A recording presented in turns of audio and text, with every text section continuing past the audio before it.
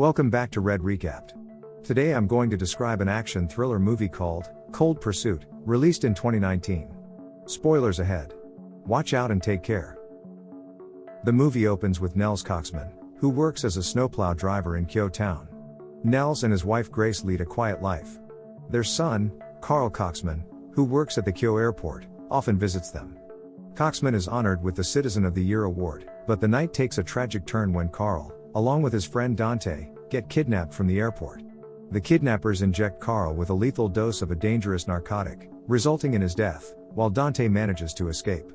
Meanwhile, in Denver, Viking, a drug cartel leader, urges his son Ryan to resort to violence at school as revenge against bullies. However, Ryan refuses to do so because of his peaceful nature. Coxman and Grace receive the devastating news about Carl's death and are called to identify his body. The doctor attributes the cause of death to a drug overdose, but Coxman doesn't believe it, knowing Carl was never involved in drugs. Grace is heartbroken to see her son like this and confronts Coxman about his apparent lack of emotion. Overwhelmed by grief, Coxman decides to do the unthinkable with his shotgun, but his plans are thwarted when Dante, who had been hiding at the workshop since the incident, intervenes. After being shocked by Dante's revelation that Carl's death wasn't due to an overdose, Coxman becomes enraged and pressures him to disclose the kidnappers' identities and whereabouts. He learns about a person named Speedo and confronts him at a local club, but Speedo denies any knowledge. Coxman, not accepting his denial, takes matters into his own hands, knocking Speedo down and extracting the truth through force, learning that Speedo was following orders from a guy named Limbo. Confirming Limbo's involvement, Coxman seeks justice and kills him, disposing of the body in the river. Meanwhile, on the way to drop Ryan off at school, Viking is informed of Speedo's disappearance, leading Ryan to suspect Viking's involvement. However, Viking assures Ryan that he had no part in it. Coxman, still on his mission of revenge, finds Limbo at his workplace, extracting crucial information about the leader behind Carl's kidnapping. He kills Limbo, discarding the body as before. Back at home, Grace inquires about Carl's hobbies, only to discover that Coxman never truly bonded with their son, leaving her upset and distressed. In Denver, Viking's ex-wife pays him a visit and discusses filing a custody report for their son, Ryan. This angers Viking, and he tries to offer her money in exchange, but she refuses. Before he can persuade her further, Viking learns about Limbo's disappearance. He begins investigating his staff, with Ryan observing him anxiously. Meanwhile, Coxman continues his vengeful acts and kills another gangster named Santa, who was involved in his son's kidnapping. When he returns home, he finds that Grace has left, upset by his apparent lack of grief over their deceased son. Feeling alone, Coxman visits his brother Brock, a former gangster, and explains the whole situation to him. Brock informs him that there was a mix-up between Carl and Dante, who attempted to steal gold from the drug lord Viking.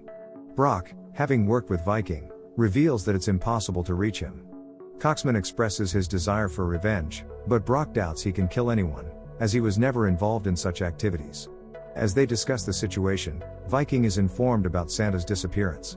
Suspecting rival gang White Bull's involvement, he believes they're violating their contract and decides to teach them a lesson. Following Viking's orders, his men kidnap a member from the opposite gang and torture him for information. Despite their efforts, the captive doesn't reveal anything. Viking, infuriated, shoots him, unaware that he is the only son of his rival White Bull. Kyo police detectives Kim Dash and John Gipp receive information about the murder, and they fear it may be the start of a turf war between the two gangs, potentially disrupting the town's peace. Although Gipp hesitates, Dash urges him to take action and eliminate the emerging threat. At Brock's house, he tells Coxman that Viking's real name is Trevor Kalkoti, and if Coxman wants to take him down, he'll need to hire a professional assassin. He informs him about a guy named Eskimo and advises Coxman to pay him up front to carry out the task. Coxman follows the suggestion and contacts Eskimo, inviting him to town. When they meet at a local hotel room, Coxman offers him half of the agreed amount, but Eskimo initially suspects Coxman as a police officer and starts arguing. However, Coxman manages to prove his identity, and Eskimo accepts the money. Unexpectedly, Eskimo goes to Viking and demands the same amount, intending to sell the information that someone is trying to have Viking killed. Viking agrees and transfers the money to Eskimo's account, who then reveals that Coxman is the one who wants him dead. Viking suspects it might be Brock Coxman due to their past association and potential old disputes. Furious with Eskimo for double-crossing Coxman, Viking scolds him for not honoring his deal and shoots him for his unethical behavior. As Viking's men dispose of Eskimo's body, Nels Coxman continues his search for more information about Viking or Trevor Kulkody.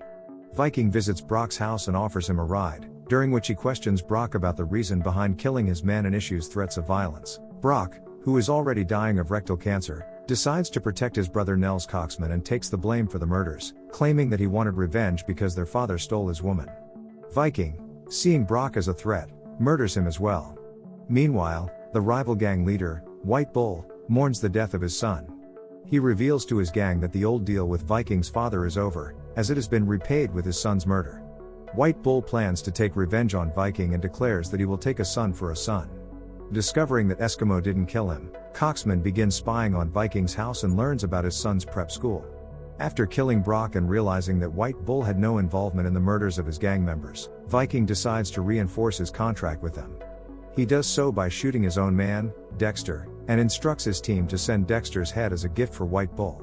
Ryan's kidnapping from his school has already been ordered by White Bull, but he received a message from Viking. The messenger presents Dexter's head, revealing that Viking's gang killed his son and punished Dexter as part of the deal. White Bull thanks him for the gift but ultimately shoots the messenger, reiterating that he only wants Viking's son, not any more retaliation.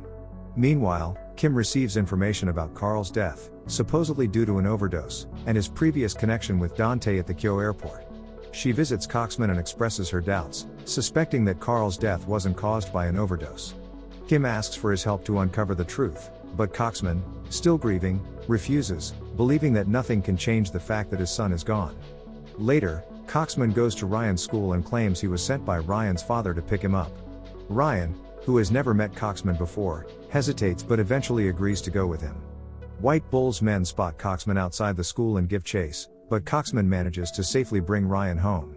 Viking receives news of his son's disappearance. Before he can take action, his wife returns and argues with him for taking Ryan without permission. Viking assures her that someone will contact them with ransom demands, and he plans to secure Ryan's release. Meanwhile, White Bull's men intercept a text on Dexter's phone, revealing his location at a hotel. They track him down and kill him as well. White Bull and his team then head to a ski resort in Kyo to keep an eye on Viking and his gang. Back at Coxman's house, he and Ryan have a conversation, and Ryan inquires about Coxman's family. Coxman responds that he doesn't have one. Coxman treats Ryan with kindness and offers him to sleep in Carl's room, acknowledging that he has a son who doesn't live with him anymore. He reads Ryan a story and even offers to take him for a ride on his snowplow.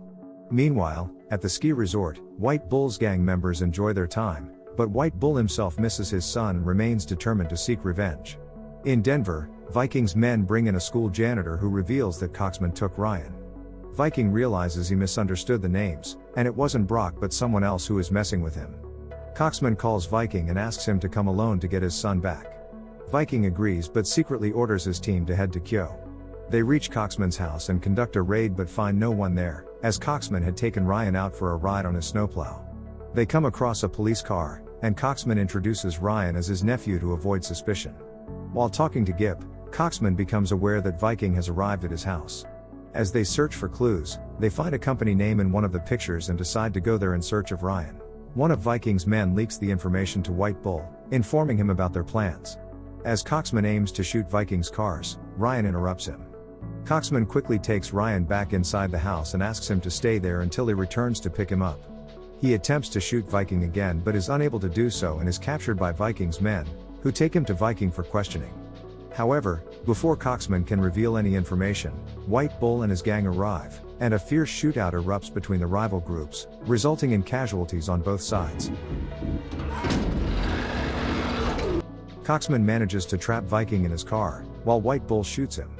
As Coxman leaves the scene to return to work, White Bull gets into the truck with him. The police arrive at the scene and find Viking moments before his death, while Ryan drives away in the snowplow.